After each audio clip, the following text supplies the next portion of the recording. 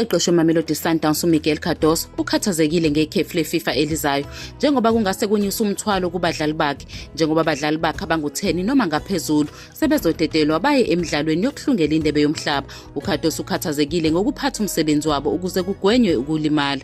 uCardoso ukholelwa ukuthi ukuxhumana okungcono yikhona okubalulekile ekuqinisekiseni ukuthi abadlali bakhe baphumule kahle futhi bazilungiselela isiminyaminya semidlalo yePSL. Ugcizelela ukubaluleka kokuziqeqesha kancane futhi uphawula ukuthi Sundowns yenza konke okusemandleni ukugwema ukulimala. Lo mqeqeshi uyakuqaphela nokukhathala kwengqondo okuhambisana nokudlala imidlalo eminingi ngesonto futhi usebenzele ukuqinisekisa ukuthi abadlali bakhe bawulungele ngokomzimba nangokwengqondo umdlalo ngamunye.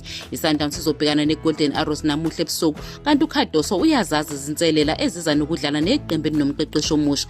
Ugcizelele ukubaluleka kokuhlonipha wonke umuntu omelene naye nokugwema amaphutha ekukhetheni iqembu nasekuziphatheni kwengqondo ngenhloso yokulondoloza ukuhola kwabo phezulu kuBetway Premiership.